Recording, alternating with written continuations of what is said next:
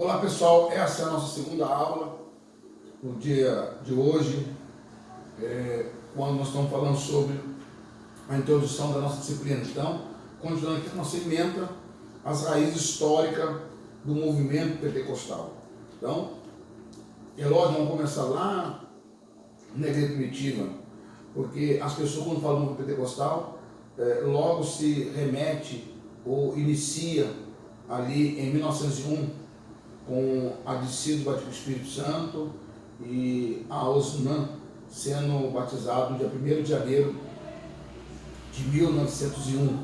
Mas na realidade, a história do movimento pneumatológico, ele não inicia em 1901, ele inicia lá em Atos 2. E durante toda a trajetória da igreja primitiva, o Evangelho de Marcos vai dizer que o Espírito Santo cooperava com os apóstolos na obra do Senhor, na pregação do Evangelho, na manifestação de curas e milagres na vida das pessoas. Lucas vai registrar que a sombra de Pedro, muitas vezes, ou a sombra de Pedro curou os doentes. As pessoas não tinham como levar até onde Pedro ia exercer o seu ministério, então colocava à beira da estrada onde Pedro passava, e conforme ele passava, a sua sombra curava as pessoas. O apóstolo Paulo, nos seus textos, vai escrever que o seu lenço foi usado para curar pessoas. Então nós vemos a cooperação do Espírito Santo na trajetória dos apóstolos, na igreja primitiva. Nos primeiros anos da igreja, do ano 30 ao ano 100, nós vemos uma manifestação do Espírito Santo. O apóstolo Paulo vai dizer que o Espírito Santo é a chave para tudo na vida cristã. Então Paulo vai colocar em primeiro momento, em primeiro tempo, em primeira hora, em primeiro ato, o Espírito Santo na vida do crente. O cristão que quer ter uma vida vencedora, uma vida de experiência, uma vida de intimidade com os céus, com o divino, com o mundo espiritual. O cristão precisa, então, ter um relacionamento íntimo com o Espírito Santo. Então, a igreja do primeiro século, aonde nós passamos a ter como uma raiz histórica do movimento pentecostal. Depois vamos falar sobre o fim da era apostólica, da Idade Média até a Reforma. Então, a manifestação do Espírito Santo nesse período da Idade Média até a Reforma do século XVI, com Martinho Lutero, com Zwinglio, com Calvino.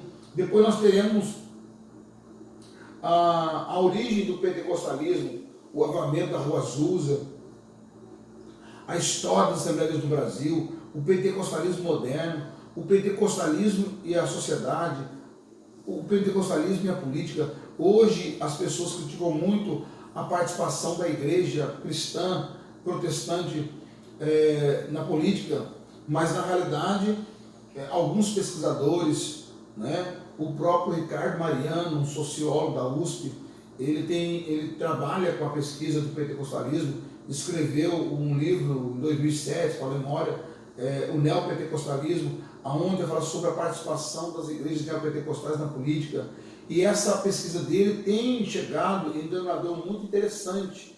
O último agora, com as eleições no Brasil inteiro, em novembro do ano passado, para prefeito, tomando como base a cidade lá no Nordeste, onde dois membros da família disputam, membros da família de Miguel Arraes, disputam a prefeitura da cidade, e um deles distribui folhetos na porta da igreja. E também outras ocasiões onde os pastores apoiaram certos candidatos ou ofereceram o nome desse candidato para que os irmãos pudessem elegê-lo, e os irmãos caminharam para outro ângulo. Ricardo Mariano chega à conclusão de que os votos dos crentes, principalmente pentecostais, são os eleitores mais conscientes do Brasil, porque eles analisam de forma fria os candidatos e votam naqueles que têm convicção.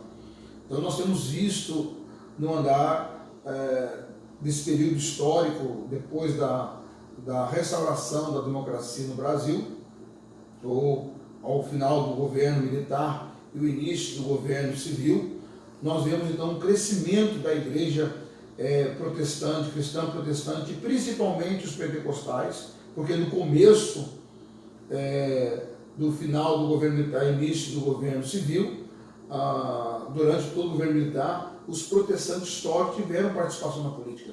Os protestantes pentecostais apenas apoiaram os históricos, mas depois, na partida constituinte de 88, então, os pentecostais passaram a participar ativamente, e hoje nós temos uma bancada muito forte no Congresso Nacional.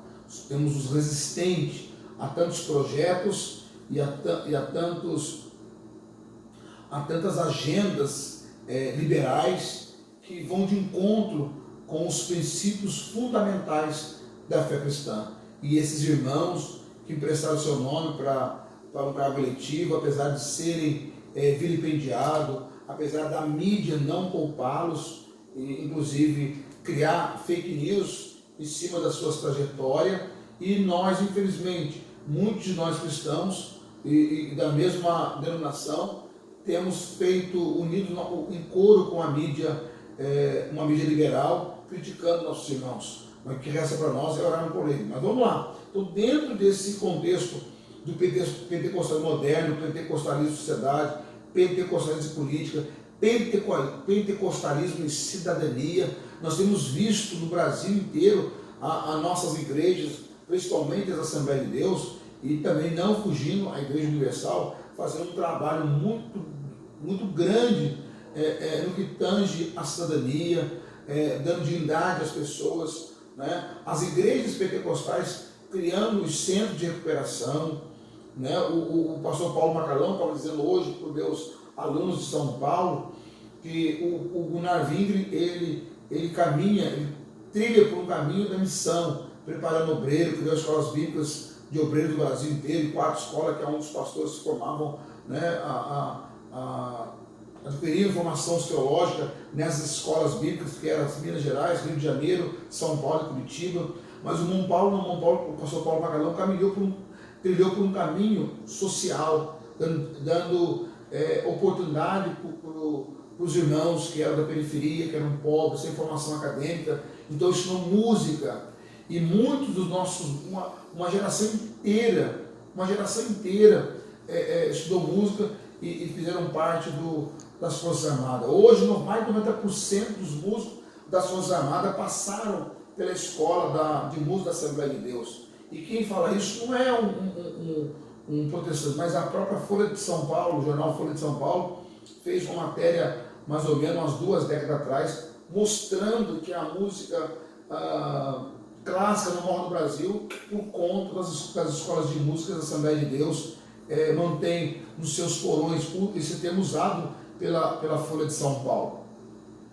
Então você verifica que a Assembleia de Deus sempre teve um trabalho, uma mão na sociedade, dando dignidade, dando cidadania para uma população periférica, uma população invisível, né? A Assembleia de Deus sempre assistiu.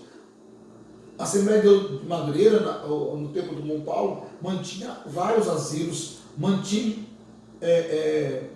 abrigo de menores. A própria escola abriu escolas ali na Carolina Machado, abriu escola na Baixada Fluminense.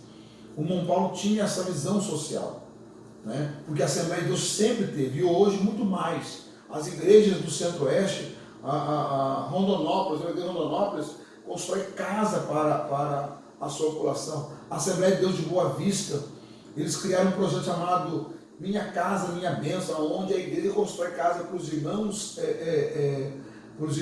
carentes do estado de Roraima. Então são coisas que o movimento pentecostal, sem fazer alarde, sem chamar a atenção da mídia, e a própria mídia não divulga isso, a mídia liberal não divulga isso, ou secular, como queira, mas o movimento pentecostal é um braço forte, uma sociedade corrompida, uma sociedade periférica, uma sociedade de sofrimento. Deus abençoe vocês. Até o próximo vídeo.